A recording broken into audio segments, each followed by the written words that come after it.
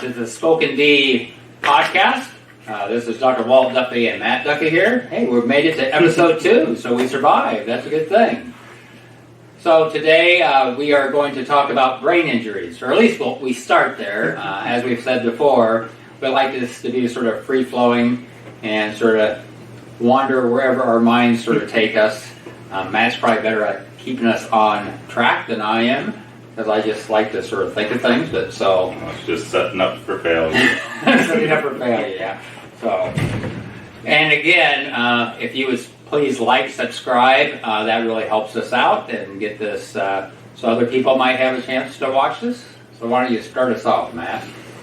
Yeah, we said that we were going to try and bring some more current events to the forefront of how our topics were going, and for those who follow football, there was the big incident with the Miami quarterback, Tua, where he had a supposed concussion 1 week and then followed up a second week with a second concussion. There, I think, is some discrepancy on whether or not his first one was a concussion. I think he's come out and said it was not. For his back or something like that? Yeah, that it was a muscular or skeletal damage, not brain injury. I didn't look into that, but I think I saw that come up.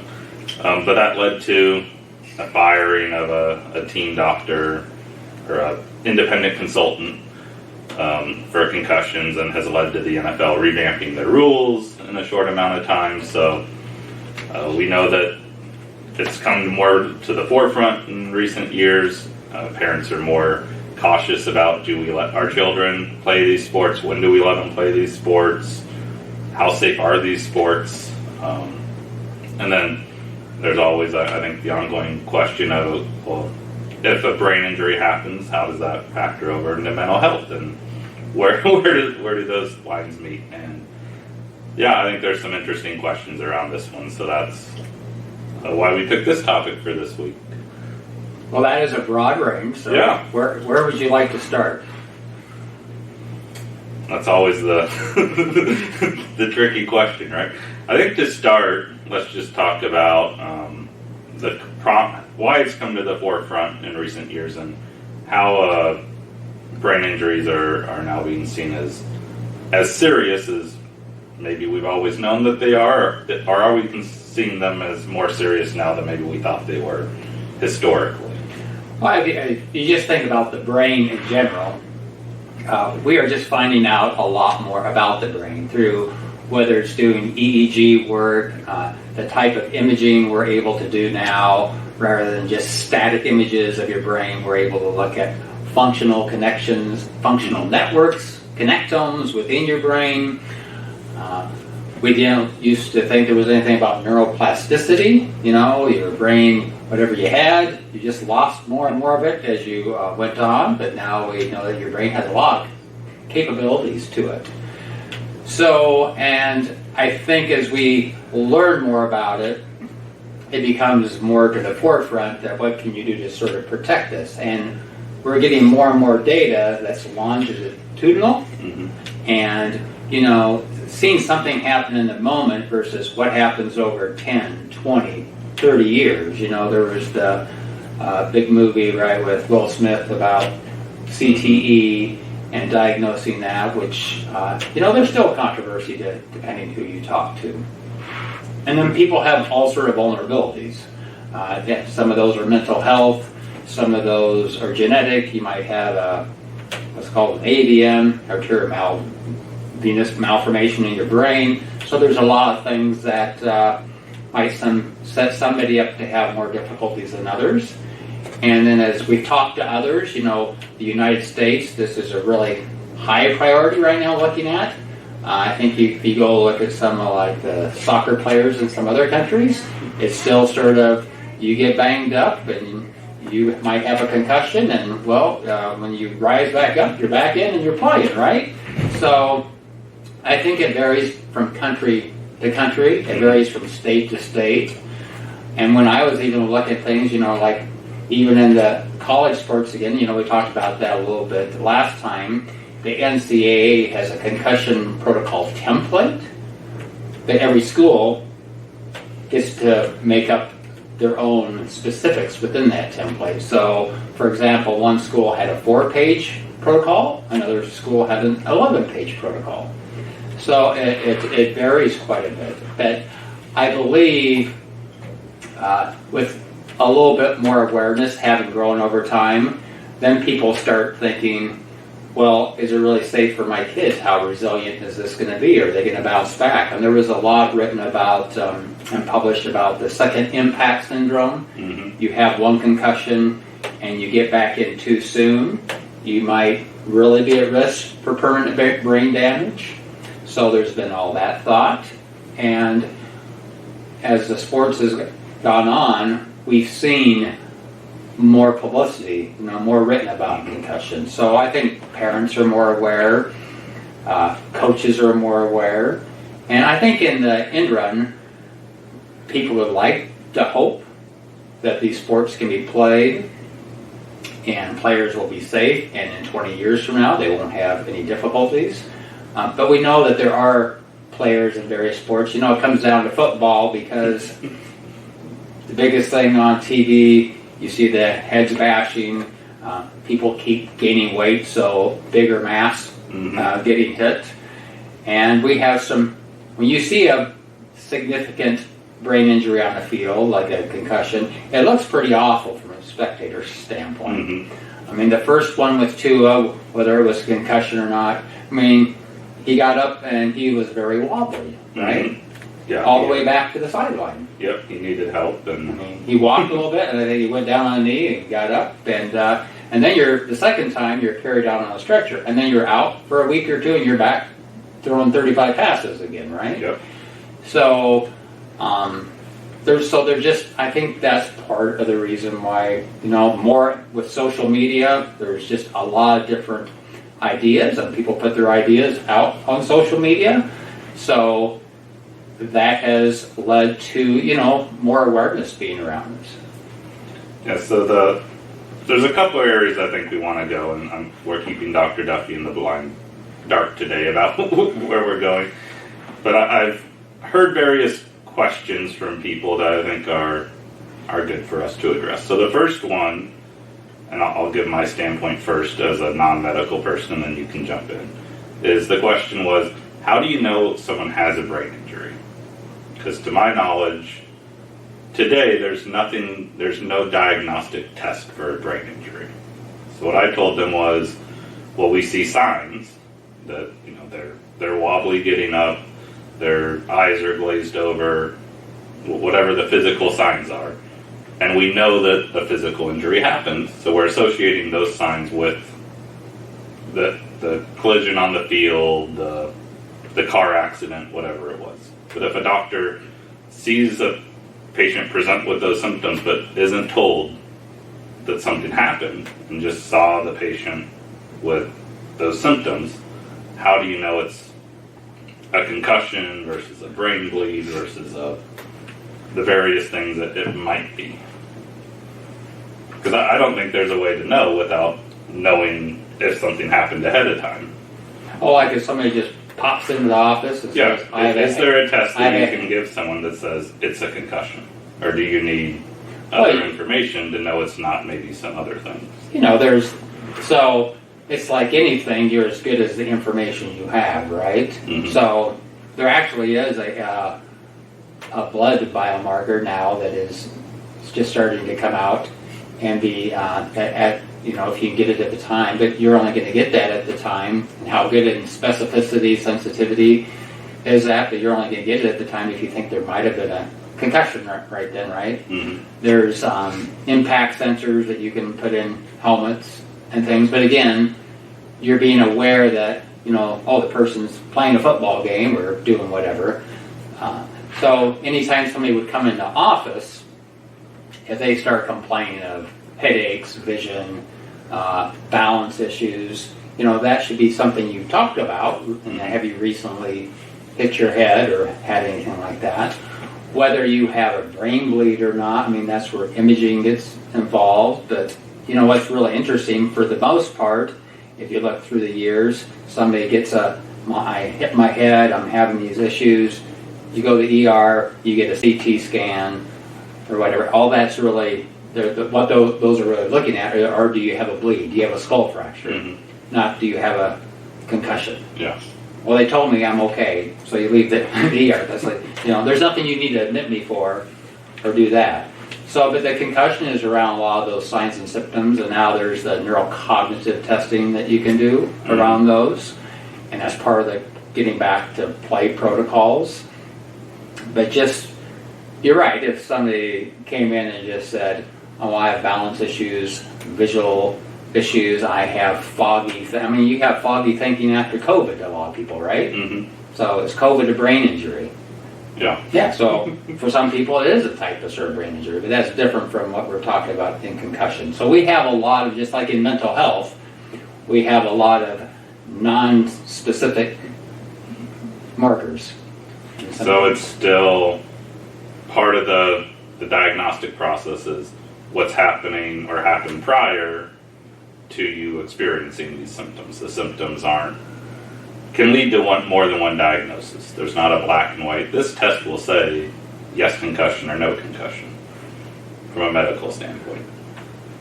Well, you can have a test, right? And it might come up positively if you have nothing that... Because the test is for, you have a brain injury. Correct. The question is, what is the brain injury? Yes. Because I'm assuming that there's more brain injuries than just a concussion. Correct. So that's just the question I've heard is, how do you know it's a concussion? Okay, but you're associating it with what has happened in your life at that point in time or recently. Yeah. So if someone came in with those symptoms and, I don't play contact sports, I haven't been in a car accident, I haven't fell, then you're probably looking at something other than a concussion first. Well, potentially. Things do happen where people don't remember. You can sort of hit your head on the side of something, and you don't register it because it wasn't a big deal to you at the time. Mm-hmm. And those often don't lead to that. But if you're all of a sudden, we do have people who experience some symptoms after those, and they continue to persist. And people would be going, well, no, that doesn't happen, and plus, I've hit my head many times, and why? I've never had anything like that occur, and if I did, I had a little, maybe saw the stars and they're gone, and that stuff doesn't last. This gets into, I just know from experience and seeing people for a long time, that for a lot of people, we know that within 24 hours, 48 hours, 72 hours, all the symptoms resolve, right? Mm-hmm. They're done, they're over. And it used to be taught that even if you had a concussion that, oh my gosh, you couldn't do anything for quite a long time. Now it's sort of rest and recover, but get back to some light activity, get that brain functioning a little bit. But I think the old guard still is, you bang your head, once you're sort of with it again a little bit, you just get back in the game. To some degree, because I think there might be because you mentioned this, and I think maybe some people don't recognize it, because when concussions start getting talked about, it's a very obvious, like a football player's on the ground not moving and their fingers are crossed and they're really bunched up, or it's a big car accident where bags go off. But you mentioned you may just hit your head and not even register it. So concussion doesn't have to be associated with major trauma that we often see associated with it in the media. Oh no, more concussions are based off everyday life. You're sledding down the hill and you hit your head, you run into something. You're playing in the gym, you get hit by a ball in the head. You're under the table grabbing a fork and come up too fast and hit your head on the table. Yeah. And you may not lose consciousness. You may not, because there's different severities of concussions, right? That are also a thing. Yeah. So one of the things we ask about, because you're at higher risk if you lose consciousness and those things. But the majority of them are, hit your head, might have some mild headache. Maybe I've had a little foggy for a little bit. Could have had a little nausea and stuff. But within 24 hours or so, most of that has resolved. Mm-hmm. And you have some people where some of those symptoms, the headaches, the what do we call neurocognition symptoms, they're still foggy, they have trouble concentrating, they get tired easily, they need more sleep, and sometimes they sort of start to get back, and then they go too fast, and then that's, or maybe it is, and it's not, it's more severe than they thought, and their brain sort of starts shutting down. Well, your brain will tell you sometimes, hey, slow it down. We're not very good at listening to those signals, but your brain is used to telling you that, but especially athletes, I think, or if, say, you're the breadwinner for the family, different things, or you're a mom taking care of the kids. As a society, and just the sort of way we are as humans, it's like push forward. Mm-hmm. Now, I don't want to think that it's a big deal. I'll just push forward. So then everybody thinks it's gone, right? But it's not necessarily gone. And so you're leading into you're always ahead, right? But we got to do a little bit of debate on our podcast. So the debated topics around head injury is now there's not much disagreement on are they present, are they impactful, do they have long-term impact? I think that's more or less been proven and universally agreed on. The question that comes out is, if we know that, why are people still choosing to ignore the data, participate in these activities, try and rush back? Athletes, they know they had a concussion. Why are they still trying to get on the field? What's the underlying reason why they're not putting their health first, right? How many people are told to change their diet? Yeah. Hey, sir, man, you're coming down with diabetes, blood sugar's up, hey, your triglycerides are up. It'd be great if you ate more salmon, more fish. You just need to change some of your lifestyle factors. How difficult is that for people? You know what? You have a sinus infection. Mm-hmm. I need you to take one of these pills twice a day for 10 days. You tell me what the compliance is with people actually taking all 20 of those pills. Not 100%. Because not even close, really, because what happens, our human nature really, is you start feeling somewhat better. Mm-hmm. Now, this happens in mental health, and it happens across. You start feeling better. Once people start feeling better, then the acuity tends to go away.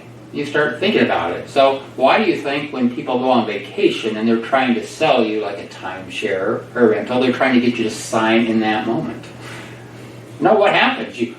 If you sign in that moment, they got you. If you leave, what's the conversion rate? Probably, I don't know, 10, 15% at the most. Yeah, probably minimal. So it's your brain doing a sales job. I guess if I think about it, your brain is pretty adept at doing a sales job on you, or at least your psyche is.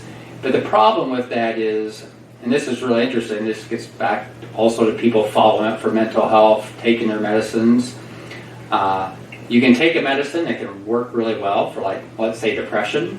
You get feeling better. You go off the medicine. You might get another episode. All of a sudden that same medicine doesn't work well for you anymore. Mm-hmm. Exact same medicine. Yeah. I'm using your head, so it's your brain. But that medicine is not working the same. So something has changed within your brain network. Yep. And that's what we're looking more at now, and scientists and researchers, sort of like brain networks versus just the little chemicals running around in your brain. But I think sort of we're programmed to move forward. If it's not acute, then I can sort of brush it off the side. Now, not what's going to go on 20 years down the road in my life. Mm-hmm. And then you're taking, again, we talked about this last episode, but then you're even taking a younger age group. Mm-hmm. A lot of money involved, and a lot of pressure, maybe not even from the team. You got media pressure, you have your fan base, you probably have your Twitter account and all these things. And like for Tua, there's a lot of money involved to keep playing. There's probably Right. endorsements. Yeah, it's long-term the, contracts. I was talking to someone the other day, and we love to ask hypotheticals, right? How much money would it take for you to do X? Mm-hmm. And depending on what X is, people like to throw out really big numbers. But I have an assumption that hard cash in front of someone, those numbers start coming down, right? Because it's no longer a hypothetical. It's would you do it for this amount of money and you actually get it, right? But if you talk pro athletes, and you're talking millions of dollars that they're potentially risking by not playing because they have yearly incentive. You know, outside of some sports, contracts aren't fully guaranteed. You have your incentive. You have, are you playing the games? Are you meeting your stats? So, is your health worth, you know, the last 30 years of your life? What dollar amount would you put on 30 years of your life? $5 million, $10 million, $100 million? And you're talking generational wealth for some people who come from a lack of any wealth in their generations. Their priorities may not be their personal health, right? Their priorities are financially success for what they can set up for their family. Yeah, and then you have people who even have all that, right? The wealth and everything. I mean, example, Tom Brady, for other reasons, but Yep. there's really no reason for him to ever play financially. Financially, right. No reason at all. Yeah, so he has a different motivation, right? So there's a different motivation. I think his motivation is my name's in the history books forever. He's your old war chiefs who just wanted to conquer lands just to be talked about for the rest of eternity. His name will never not be talked about, and that's more important to him than anything present in life. It's like, what do I do once my quote-unquote military career is over, right? Mm-hmm. I used to be in the military, and that was a difficult transition for a lot of people who were career-oriented, Mm-hmm. leaving that, and what am I going to do once I leave that? Yeah. That will match what I did in. Yeah. So I think an interesting question, though I haven't brought up before, is I just thought about because we're doing the podcast, is we know that there's more athletes coming out that say, yeah, I also have mental health issues. Is there anything in mental health that would lead someone to say, yes, I don't care about my health, it's not important, I'm willing to play with all these risks? Is mental health making people more okay with damage? Mental health issues making people more okay with potentially damaging their long-term health?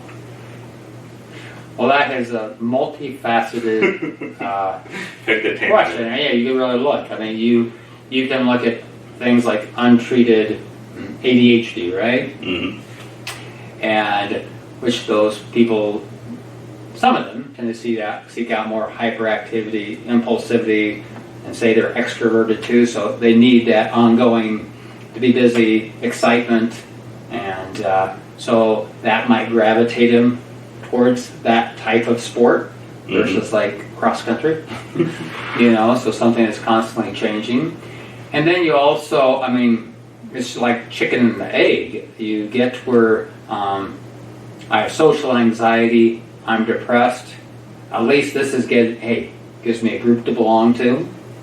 And at least during this time, I don't think about my depression. Mm-hmm. So what am I giving up if I'm not part of that group? Yeah.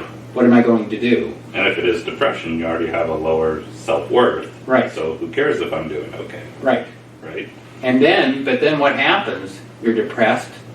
You go out on the field. I don't care what sport it is. We know that when people are depressed, they can have neurocognition issues. Their concentration can be down. Their just sustained focus.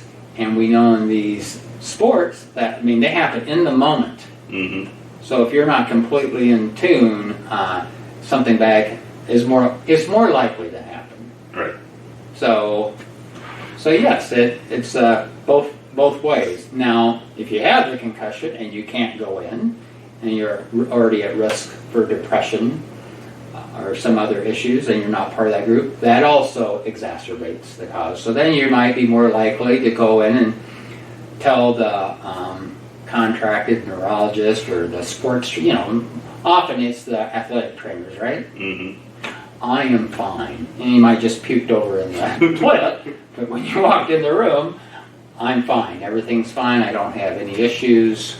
We know on some of these tests, that the computer tests, people will try to game those at times. Mm-hmm. Fake being good Or bad. or bad. Right. If they want to try to get out of the sport, say, somebody's trying to force them into doing that for whatever reasons, the parent living out their legacy through their child or those things, then sometimes they'll fake having the concussion or being bad to be able to get out of it. Or if it's your baseline, if I'm bad at baseline, my concussion looks like my baseline. Yes. I don't have an impact, right? Right. Because it doesn't look different. So I think the last one that I wanted to touch on, because I think this becomes the ultimate bigger debate, and then I think it's different for child and adult.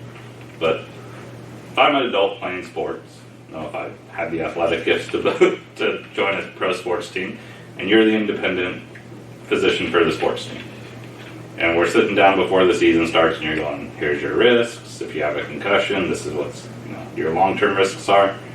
And I say, I'm cool with it. I'll play with a concussion. Whose responsibility is it to say I'm not allowed to play if I'm willing to take on the risk? Because we're talking about adults, right, who we say can make independent decisions over their own health, all these things. But when you get into professional sports and things, the sports teams sometimes put the blame on them for not telling the athlete, oh, it's not your choice. So who really should the choice lie with when adults are involved? Well, again, a multi-part, because of what's happened in sports and what's happened with our knowledge, right? So some of the background story is to that. What I tell you today as your risk factors for going back out on the field, they might be different 10, 15, 20 years from now. And what we have seen already is, as we found out about like CTE and some things, some of the professional sport organizations, the athletes themselves who are retired, have gone back after the sport organizations to sue them, right? That's the business side. Well, I'm taking as the team, I'm taking your choice away because you're not willing to stick to your choice long term. Right. You say, I'll do it today, but later I'm going to come see you. So that's the thing. Are you going to sign that? So that's one thing. Another part to that is, let's just call it the sports culture. So I want to keep football, professional football, I want to keep it playing. I want to keep it on the airwaves and keep it going. What is in our best interest as an organization to do that? Is it to just allow people to have freedom of choice when we know that there's probably going to be a lot of backlash coming down the road? Or do we say these are the parameters that we operate in based on what we currently know? Because we know no matter what, there's going to be backlash down the road because we're going to find out more. And then another part of it is just we've talked about this again last time, the business part versus you, the organization, taking care of your athlete. Yeah. If you have somebody who's impaired, well, let me ask you it this way. Yeah. So you have somebody who has an alcohol dependence diagnosis. Yep. So they keep drinking themselves into intoxication, getting into difficulties. It's interesting, like currently in the state of Nebraska, they can do that. There's not really much you can do. Right. Unless they're like suicidal. But I can tell you, that has led to deaths because we can't do not have the ability to get people to intervene when people do not want to help themselves. How rational is the person who is currently drinking and getting intoxicated all the time, had multiple DUIs, compare that to concussions. So what is their rational decision-making ability of whether they should drink or not? Once the problem's developed, their rationality's gone, right? I don't know. I'm asking you. I guess my opinion is once you're in it, then you lose your ability to be at least to some degree rational, right? So that's why I'm not saying for a brain. You ask them after the brain injury, not the time to ask them, because now they're impaired, right? But if you were to ask someone before you ever drink, this is your risk of drinking. If you're willing to get into drinking, this is your possible outlook of life. Are you willing? Right? You gotta have the conversation early enough to. Once the problem's there, you're having a different conversation, right? The problem is there. So you're asking, once the problem's there. So you jumped a few levels. You got to back up a little. So I think you're right. If somebody's going to play football or a contact sport, most sports are. Volleyball is a contact sport. You can get. What recently happened to a player, right? There was a transgender male on the other side, spiked the ball and hurt somebody. Yeah, in a female sport. So there's a lot of sports that become much more. Basketball has become much more contact oriented, right? So you talk about the risk of concussions happening, but your real question is when along the continuum you've had concussions. So you've had brain injuries. Yep. A concussion is a brain injury. Yep. Right. It might be more like a trans-ischemic attack versus a stroke. A stroke, you have a bleed, and you have definite issues. A TIA is symptoms resolved within 24 hours. Okay. Okay. So when along that continuum and severity of that continuum, is it as an organization that you might intervene and say that's enough? Right now we don't have that. Right. Right. Look at boxing. And boxing is something you're going to have it. You're signing up for a sport that you're going to have it. Yeah. And if they're raise up the ranks, they can get paid very well to. Yeah, they go boxing, MMA. The goal is to give the person a concussion, right? A lot of times. Yeah, more so in boxing. MMA is more, can I break your leg or something? They try and get out of boxing quickly sometimes. But those are individual. They're given more latitude, it seems like, currently. Mm-hmm. Because those sports, it's not a unintended outcome. Well, like football Football is rugby, unintended to give someone a concussion. You're not intending to knock someone out. Those sports, you're intending to knock someone out. Let's talk about fan experience. Mm-hmm. Okay. So we talked about beer sales last time. This is interesting. Fan experience. You go to a hockey game. Mm-hmm. What do the fans want in a hockey game? They want to fight. They want to fight. They want contact. They want people slammed into the glass. They like the people in the penalty box, right? Like to rattle on the thing. But what's interesting, they don't really. Well, I'm not a hockey fan, so I might be wrong in this. But what I've seen is the level of the fight doesn't change the fan experience. So if the two guys in the middle just grab each other and kind of roughhouse back and forth and get put back up, everyone's still celebrating. Right. They kind of get quiet if someone gets knocked out and they're on the ground, not moving. So they want a different level of fight than boxing, where it's knock the guy out and make him not move on the ground. Advertising, marketing. So the play before Tua got knocked out, right? How many times did that play replay on national TV, in the media, YouTube, put in newspapers? How many views did the NFL get out of that? Oh, it's watched more than any other highlight prior to this season. Right? Yeah, so when you have major, like injuries, like where people, where you get expelled, ejected from the game for hitting above the pads, right? Yep. And college.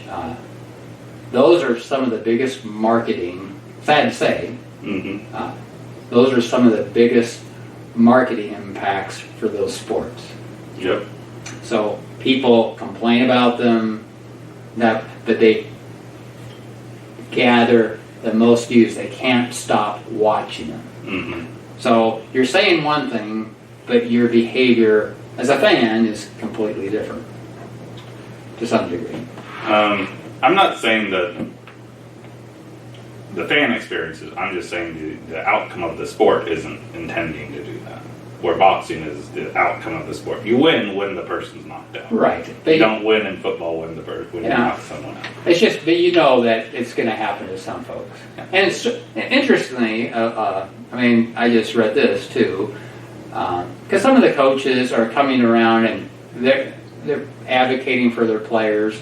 You know, Pete Carroll just came out and said, you know, we have to do something about the playing surfaces. Mm-hmm. We're getting way too many, you know, knee injuries, foot injuries, ankle injuries, because the playing surfaces are not standard. In what other sport would you not have your playing surfaces standard? Like, is every volleyball court different size, length? Is the playing surface different? And he has a very good point there. So are you making your playing surface as safe as you can for the players? Are you taking all the steps you can? Or is it about the bottom dollar again? Because those all cost money. Yeah. Yeah, it's lots of factors. The one I wanted to end on, because we'll chase tangents forever, because I think it's more relevant to most people listening, is that same question: who's responsible when it's child and adolescent? Because often the parents don't agree, and you don't have one parent. I shouldn't say no, but often you have one parent who's willing to let the kid get back out there sooner than another parent's comfortable, and then you may have a physician saying different than both, you know, somewhere in between. You have a coach who's somewhere different. So when you have the person who's injured, we don't consider to be ever rational to be able to make their own decisions, right? No matter how much they know, because kids know everything. Kids are invincible. I remember you used to have a sign that said hire people while they're still kids because they know everything. They think in small. They think they know everything. So we know that the person in the field, in the sport, in the car, whatever it was where the injury could occur, isn't someone that we say as adults is rational to make their own decisions for these things. Who there then becomes the ultimate decision maker for when it's safe for the child to return? Well, I think it is important to have standard protocols in place, but then you have to, are those followed everywhere? And like we said before, one might be 4 pages, one might be 11 pages. So how well are they being followed?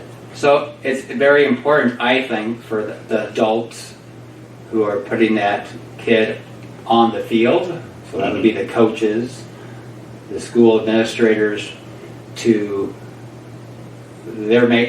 the athletic trainers are making those decisions to keep that kid safe. You know, it's sort of interesting. I don't know why this came into my mind, but child sexual abuse.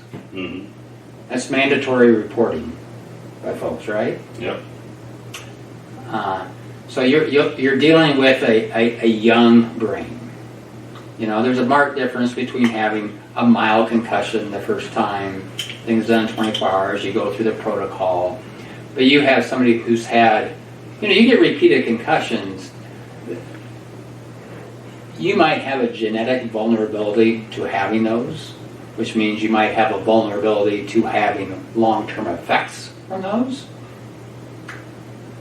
What is it that you should put that child at risk for long term? Is there anything in sports through junior high, high school? Because we know the majority of folks do not go on to higher level, or if they do, it's very short, not for very long.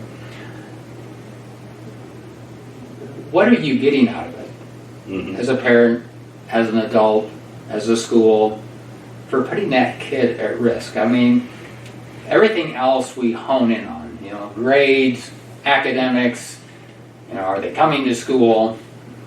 That people really, you know, because kids seem so resilient, long-term health factors, people don't think about them as much. And you want your kids to be happy. Yeah. You know, if your kid, luckily there's a lot more things you can be involved in now. There's the band debate, there's the online gaming that's big. But you're talking about taking away a kid's potential social circle, right? Their friend group. But what are you willing to risk long term for that kid? That you also have to come back and say, you just got done talking about when you take away some of those things, you really put them at risk for their mental health issues, right? So we already know there's a lot of online bullying. So if you have somebody who's a star athlete, they get some bad concussions, you take them out in high school, you don't think they're going to catch some flack from all their peers who, like the team depends on you. Right. You're giving up on the team? Yeah. We're not going to make state. We're not going to have this big celebration. You're the reason why. Yeah. So if you're the star, you're looked at differently too, right? Than the third string backup that you can still run water out on the field, but you're not contributing on the field. So where your contribution is also impacts what people's expectations are. So a lot of these things that we talk about, there's no right or wrong. We don't know what is 100% and what's not, right? Right. So, but it's just bringing things up to think about, but also when you're talking to others, don't have that I know everything, my way or the highway. That's not going to get us anywhere. It should be a conversation about moving the ball forward, so to speak. And I think we have seen that in concussions and brain injury. We now have National Brain Injury Alliance, things like that. So we are making incremental advances. It becomes a big problem when we stop making those incremental advances. But what you have seen is sometimes there's forces at play that want to stop those advances because they might stop the business of the machine from going forward. That's the tricky part to keep out of the window. I think the other thing that I would say is when you bring up independent consultants, what's truly an independent consultant? We have this in insurance, health insurance. You're the physician and you're denied something that you want to do for care for a patient. So it gets put up for quote unquote peer review. Well, the peer reviewers are hired by the insurance companies, right? Here's your guidelines. Some of them are very good about thinking about the patient. Some of them are, these are the guidelines. I don't care, They're not guidelines. They are fact and law. So can we be open-minded, move forward, and keep the conversation open? Which then leads us to the whole political climate. We're not going to go there today, folks. So, but you do bring up a lot of good questions. Yeah, I think at the end of the day, the hardest part about it is you're talking an injury that there are some things that are coming out there, but vast majority of people, I'm going off of what you look like, right? It's not, you have a broken arm, I can take an x-ray of your broken arm every week and actually see if it's healed. A lot of times brain injuries, we're saying it's not healed, but you're acting how you do normally, right? That's the difference there is you can act normal but not be healed. Right. I see quite a few people that they have quote unquote recovered. But doc, I can't go back to work. I'm at my computer. I'm trying to think. I just cannot think like I used to. I'm sorry, but I can't. I can't multitask. I get tired more easily. Sometimes you do have like the ongoing vision issues, but it's much more common to have the long-lasting neurocognitive issues. But the important thing about that is functioning, right? What do you need to function? The acute phase, right? Yeah. I'm playing the sport. Well, he can get out there and run. He can throw the ball. Right. He can kick. What do you mean he's still injured? Yeah. He's performing. Yeah. So your ability to perform isn't, for brain injuries, always indicative of full recovery. No, that's why. That's what we don't have a good way to measure universally today is when are you actually recovered? No, so at least they're having things like the 5-step protocol, right? A little rest or relaxation, light aerobic exercise, moderate aerobic exercise, some specific athletic skills activity for that sport. And then if it does involve contact, then you have to, do real contact or simulate contact to see if any of those things bring up any of those symptoms that you were having before you can go back to full play. We never used to have any of that. Mm-hmm. So that's a giant step forward. Yeah. And where we're probably going to end up for the foreseeable future is there's standards, but then that doesn't mean absence of risk. And at some point, the athlete, the parent, the doctor, someone's going to have to come and say, yeah, you're cleared. Yeah, I'm okay with them playing, but we're not able to guarantee they're actually fully recovered. Yeah. And we've been around this too long. We're never going to able to get to the point, I don't think, that you say there's an absence of risk. Mm-hmm. Can we become more accurate in telling you what your risks are? Yeah. And us knowing what those risks might be so we can more properly educate you on those, right? Mm-hmm. So. Yeah, because and maybe that's next week's episode is why can't we get to the absence of risk? Oh my gosh. That's a rabbit hole, folks. Well, thank you, Matt. This has been very good. Thank you for tuning in to Spoken D podcast. And again, if you would like, subscribe, any comments we would find very, very helpful. If you have any topics you'd like us to touch on, we'd be happy to do that. So thank you, and you all have a great week.